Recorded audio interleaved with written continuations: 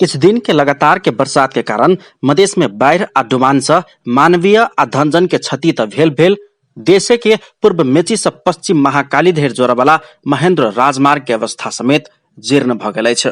ई दृश्य सब धनुषा के ढल के वर्ष सिरहा के लहान धरि के राजमार्ग सड़क खंड के अछि।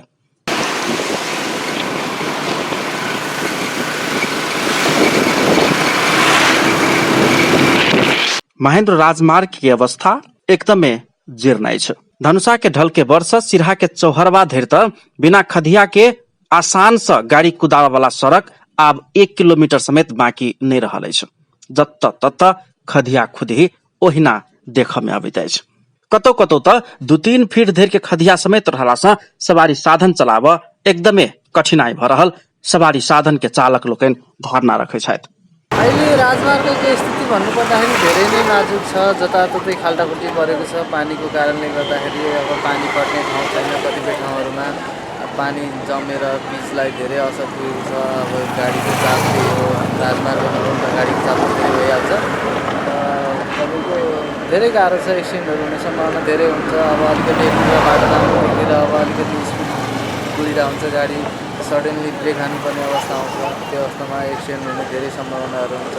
विशेष त सानो गाडीको लागि, ठुलो गाडीहरूलाई त शान्तिमा खाल्टोले केही फरक परेन। विशेष बाइकहरू एकदम वाइज चल्छ अहिले यो सिन्धुलीको बाटोमा त्यत्तिकै कुरो उडाउने यो निकालले चाहिँ गर्दाखेरि अब धेरै अहिले यो राजमार्गको स्थिति धेरै नाजुक छ।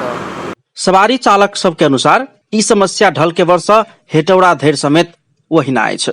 ढल के वर्ष हेटौडा धरि के सड़क खंड में समेत जत तत पानी के कारण खदिया भ गेल अछि। आराम से गाड़ी दौड़ाब के अवस्था नहीं अछि त आपातकालीन ब्रेक समेत बेर बेर लेब पर बाक भेला से कत दुर्घटना भ जायत से कोनो ठेकान नहीं रहैत अछि। सड़क दुर्घटना के जोखिम समेत ओतबे रहल ओ सब बतबै छथि।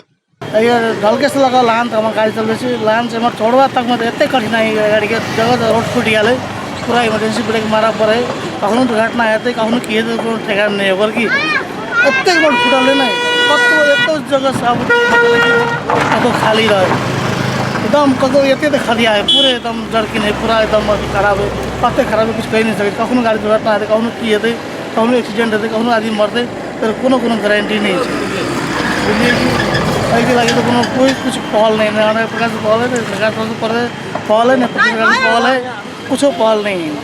लगातार बरसात के कारण भेल खदिया खुदी यथाशीघ्र मरम्मत संभार नहीं कयल गेल त महेंद्र राजमार्ग के अवस्था जीर्ण होयबाक आ पूरा सड़क पुनर्निर्माण करऽ पड़बाक अवस्था के सिर्जना होब सकबाक दिस संबंधित निकाय के धारणा अछि। सडकमा यति खाल्टाखुल्टी भएको छ, जुन खाल्टाखुल्टीलाई हामीले समयमा व्यवस्थापन गर्न सकेनौँ भने भोलिको दिन भन्दाखेरि 1-1.5 महिनापछि यो बाटोको सहजता जटिलता दिनदिनै बढेर बाटो नै ध्वस्त हुने र आवागमन असहज हुने हामीलाई डर छ। र त्यसको लागि हामी आफ्नो निकाय माथिल्लो निकायहरूसँग बजेटको माग र कार्य गर्ने विधि इत्यादिको लागि हामी पहल गरिरहेका छौँ। सड़क डिभिजन कार्यालय जनकपुर धाम के प्रमुख डी विनोद कुमार मौवार एहन खदिया खुदी सब 1-1.5 महीना भीतर नहीं पुनर्निर्माण कयल गेल त राजमार्ग ध्वस्त भ जायत आ आवागमन में एकदमै कठिन हैत आ सड़क दुर्घटना के जोखिम त हेबे करत।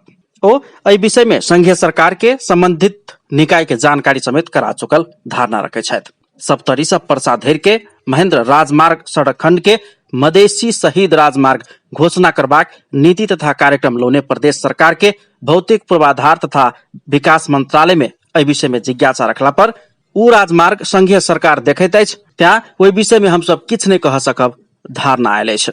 संघीय राजधानी काठमांडू से लऽ देश के विभिन्न प्रमुख शहर सबके पूर्व मेची से पश्चिम महाकाली धरि जोड़े वाला देशे के सबसे पुरान आ नम्हर राजमार्ग के मरम्मत संभार समय में कऽ होब सके वाला संभावित सड़क दुर्घटना सबके रोकनाई आ समय में सतर्क भेनाई जरूरी अछि।